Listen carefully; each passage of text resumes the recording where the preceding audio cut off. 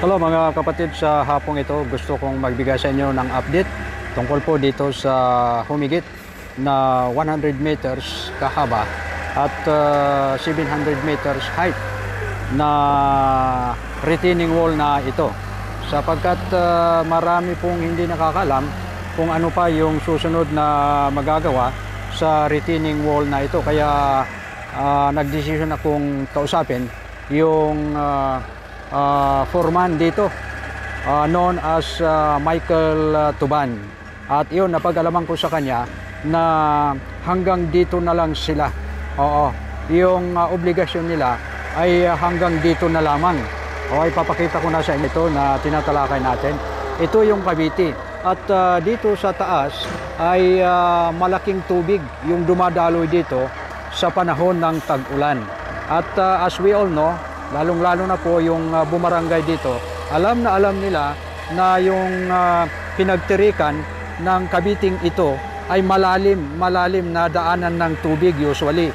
Kaya malaki ang posibilidad, 100% na pagdating ng ulan, pagka hindi mabagyan ng proteksyon ito, ay talagang lumalim ito hanggang bibigay itong Cavite, sapagkat mauubos talaga itong pinagtirikan ng Cabiting ito. So ito yung tinatanong natin.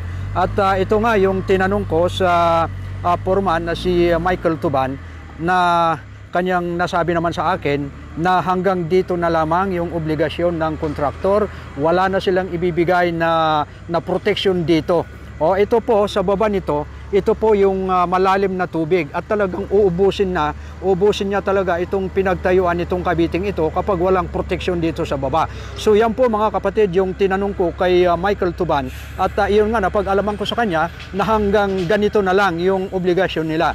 So ibig sabihin, barangay na ang may responsibilidad na gagawa ng proteksyon dito para hindi mauubos itong pinagtayuan pundasyon nitong Cabiting ito. So yan po yung napag-alaman natin kay Michael Tuban.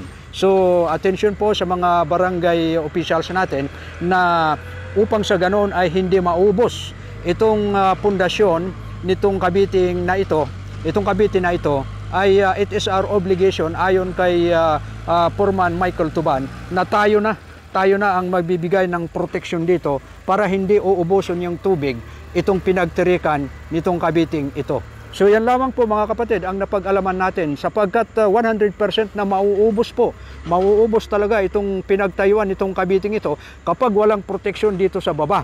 At iyon yung tinanong natin kung obligasyon pa yung kontraktor na magbigay ng proteksyon dito, at ayon kay foreman Michael Tuban, napag-alaman natin sa kanya na hanggang dito na lamang sila. So ibig sabihin, it is the community to have the obligation na gagawa ng anumang paraan, protection nitong Cabiting ito para hindi mauubos, para hindi unti-unting maubos itong pinagtayuan ng Cabiting ito. However, napag-alaman natin kay Michael Tuban na itong Cabiting ito ay dudugtungan pa nila. Oo, unti-unti akong naglalakad, baka mahulog ako dito sa baba. Wala na kayong vlogger pagka nahulog ako dito. Ayun, napag-alaman natin sa kanya na itong 100% humigit na Cabiting ito natapos na ay dudugtungan pa nila hanggang doon sa tapat ng daycare. Ayun, sumay Cavite pa na ilalagay nila doon. Ayan, lalapitan natin mga kapatid. Ito. Ayan po yung obligasyon nila. So ayan po. Lalapitan natin. Mamaya ituturo ko sa inyo. So ayun, kinukoncrete na nila itong kalsadang ito.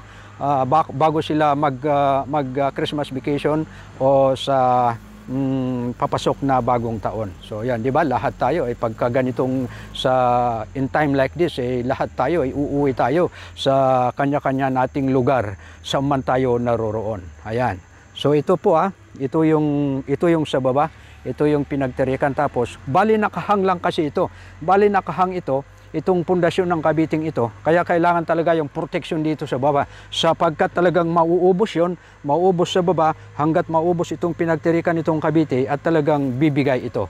So ayan, so ito malaki itong project na gagawin yung mga barangay officials. You have to coordinate with the government concern kung ano po yung dapat makapagbigay sa atin ng tulong para makagawa tayo ng proteksyon dito sa baba, para safety itong Cavite na ito. When it comes to Cavite, mga kapatid, wala tayong we have no complaint. Ang ganda yung paggawa nila. Wala kang masasabi, talagang maganda yung linya ng Cavite nila. Kaya lang itong pinagtirikan niya, mauubos talaga sa baba pagdating ng tag-ulan. So kailangan magbigay ng mga barangay officials, mga government officials, siyempre dito sa ating bayan ng Bagulin. So ayan po.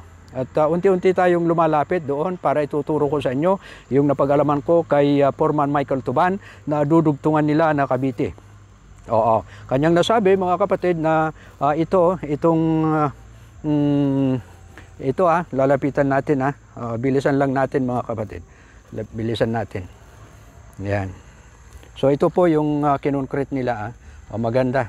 Oo. Pero ito hindi na nila babawasan ito. Hindi na sila magbabawas dito ayon kay Michael Tuban. Itong baba ng kasi paaralan sa taas, hindi na nila babawasan ito. Maliban lang dito sa may tapat ng poste na ito, mayroon silang Cavite dito na ilalagay. Ayan, ito na. Dito sila nagbababa. Ayan, bababa tayo dito sa kalsada. Ayan. Ayan. Ayan po.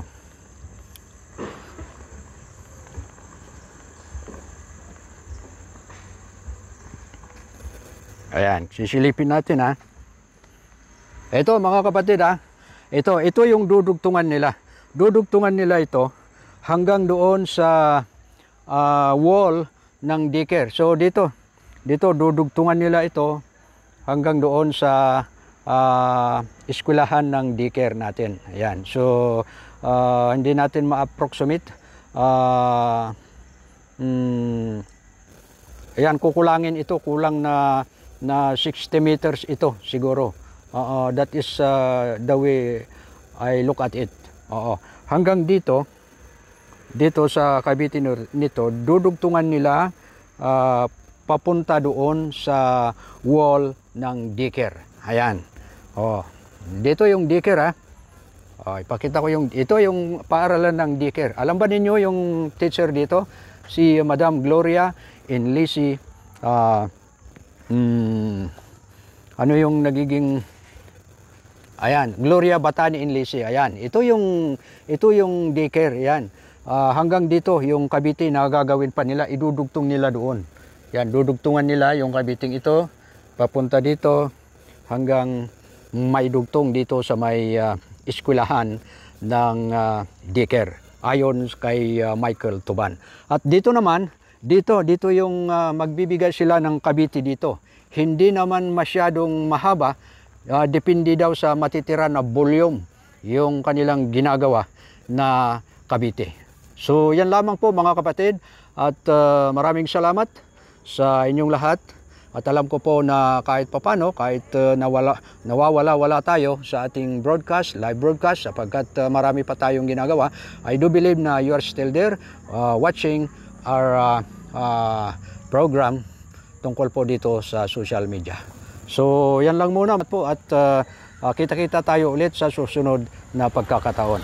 So ito muna ang inyong kapatid, Jose Colo, laging nagsasabing kapwa ko, mahal ko.